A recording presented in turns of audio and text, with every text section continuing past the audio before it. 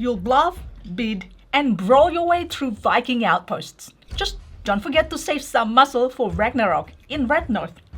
And today we'll be teaching you how to play Red North, game designed by James Dickinson and published by Mighty Boards. And hi everyone, it's Stella. And Tarrant, welcome to Meeple University. And hey, if you enjoyed this video after watching, like, subscribe and comments. You know what to do. Alright, now let's get to the classroom. Red North is a game about Viking raids. Round by round, players will form raiding parties, bolstering them to fight over the outposts, or perhaps hanging back to recruit best for future raids. Each round, players will claim the outposts for which they have the most matching strength, gaining their points and associated bonuses. But the game is never over, and over 3 rounds, with outposts worth 1 point, then 2, then 3, whoever raids most tactically to gain the most points will be the winner. To set up, choose outposts equal to 1 more than the number of players in the game, and take all of the matching components for those outposts. This could be selection for a 3-player game. You must always choose green, and even if you don't use red, you'll still need the first player token. Form the draw deck from the cards matching your outposts, as well as the neutral coloured jarls.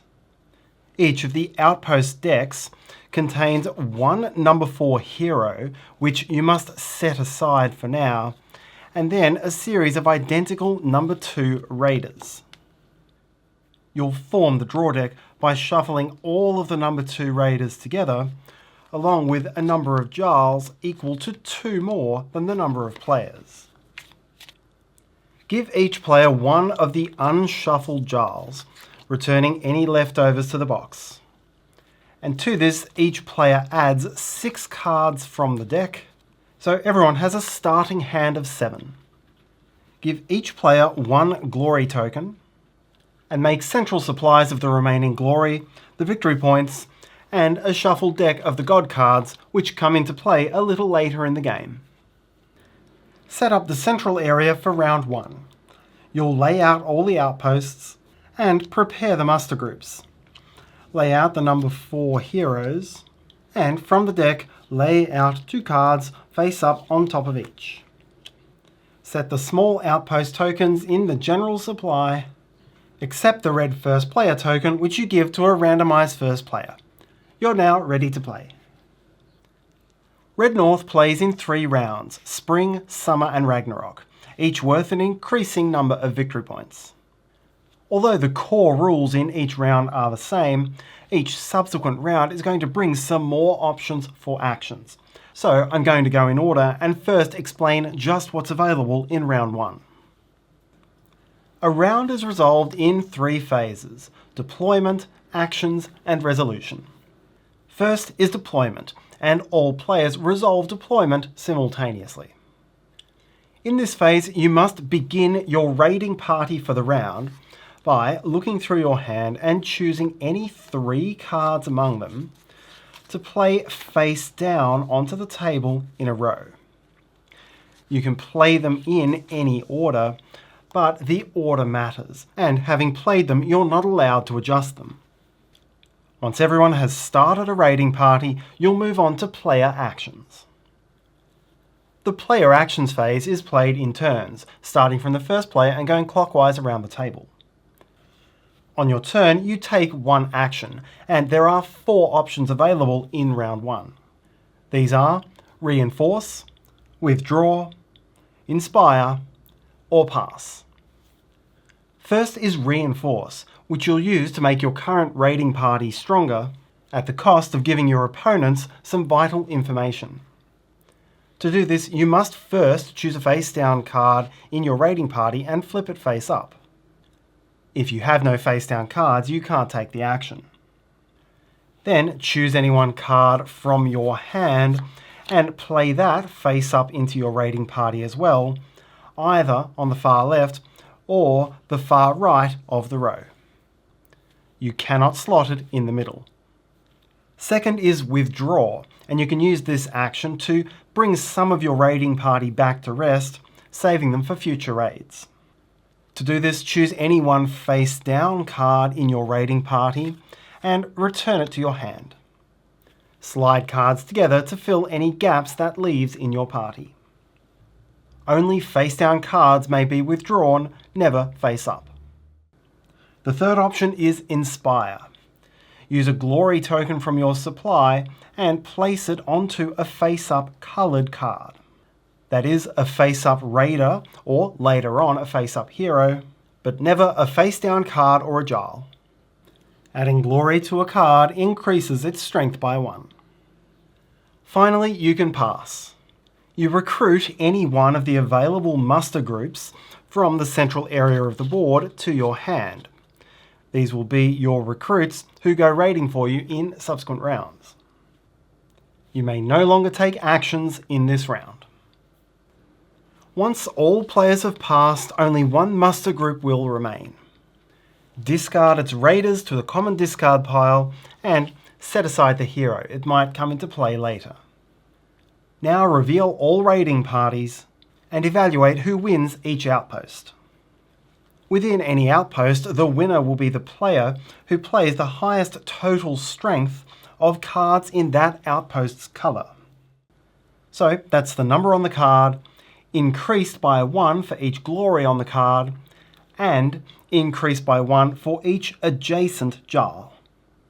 So here, for the red outpost, player 1 has a strength of 3, player 2 has nothing, and player 3 has a total of 4. So player 3 wins the outpost and gains 1 point. For blue, player 1 has a total of 4 strength, player 2 has 2, and player 3 has nothing, so player 1 wins the outpost, earning the point. The green outpost goes to player 3 by a strength advantage of 3 to 2, while for the yellow outpost there's a tie. Players 1 and 2 both have a strength of 2. When tied in round 1, no player gains the outpost. Next, award compensation glory. Each player gains 1 glory for each outpost where they have at least 1 coloured card, but did not win the outpost. So player 1 gains for yellow and red, player 2 earns for yellow, green and blue, and player 3 gains nothing. Players now gain the tokens for the outposts they've won. So here, blue, green, and for the red outpost, the first player marker. And do note, if nobody won the red outpost, or it's not in the game at all, instead give first player to whoever has the most victory points. If that were tied, it would go to whoever has the green token, and if still tied, it does not change hands from who previously had it. These tokens will give you some benefits during the next round. Additionally, it's at this moment where if you claimed the purple outpost, you draw 2 cards from the deck to your hand. Now it's time to set up for round 2.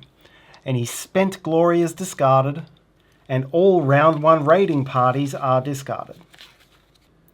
Players gather everything they now possess, which will be some mix of points, glory, outposts, and a hand of cards. Now set up the summer muster groups. First, deal out face-up piles of cards from the general draw deck. 3 cards per pile, and piles equal to 1 more than the number of players. Now add 1 face-up god card on top of each muster pile. Now play the summer round, following the same rules but with the following additions. Firstly, at the end of deployment, if you hold the yellow outpost, then look through the general discard pile and choose any one raider card, not a jarl, to add face up either to the left or to the right of your raiding party. Then if you hold the red outpost, you'll currently hold the first player token, and you can give that to any player around the table, including keeping it for yourself. You'll then proceed to player actions starting from whoever now holds this token. During player actions, there is 1 new option available in round 2, and this belongs only to the player holding the blue token. This action is called Promote, and as the action, the player takes this token and may place it onto a face-up jarl. The the Jarl will now add +2 to each adjacent card instead of +1. Upon passing, players will add the standard cards and the God card to their hands. When resolving outposts in round 2, there are a couple more things to consider, including the extra strength on the heroes, the extra strength from the blue token if used to promote a Jarl, and whoever holds an outpost from a previous round gains the printed amount of strength towards that outpost this round. So here for blue, player 1 has blue strength of 5. Players 2 and 3 both have a strength of 3, and so player 1 wins and holds the outpost for 2 points because it's round 2. For the green outpost, player 2 has the most strength with 5, player 1 has 4, and player 3 has only 2. So it's player 2 who claims the outpost. Importantly, the small tokens don't change hands until everything's been resolved, because they have a big impact on the other outposts. As noted before, the blue token increases the strength bonus a Jarl gives for each adjacent card, while the green token is the tiebreaker, meaning this player will win any tie it's a part of. Here for yellow, the yellow strength is 4 to 4, so player 3 wins on the tie, and red strength is tied 6 to 6, so player 3 wins that as well. Distribute consolation glory as before, and remember this is strictly 1 glory for each colour where you have at least 1 coloured card but did not win the outpost. Having a positive strength when resolving a colour because you previously held the outpost doesn't count. You must have a coloured card to get the compensation. Only once all compensation is distributed do you then exchange the small tokens for blue, green and red, and discard spent glory and cards ready for the next round. The third round is Ragnarok. This is the last round and therefore there's no need for muster groups. You'll go straight into the round as played before, and there's only one new action available: Invoke. As your action when invoking, play and discard the God card from your hand to resolve its printed effect. There are 8 different gods, offering a variety of game-breaking abilities. When Ragnarok is resolved, players gain 3 points for each outpost claimed. The player with the highest score wins. If tied, whoever took the final green outpost token breaks the tie as usual. And if that player was uninvolved in the final tie, the winner is whoever has the most leftover glory, then most cards in hand, and finally earliest in the final round's turn order. Thanks for watching, and if you like this video, maybe you'd like to watch this next one. Have a great day. Bye!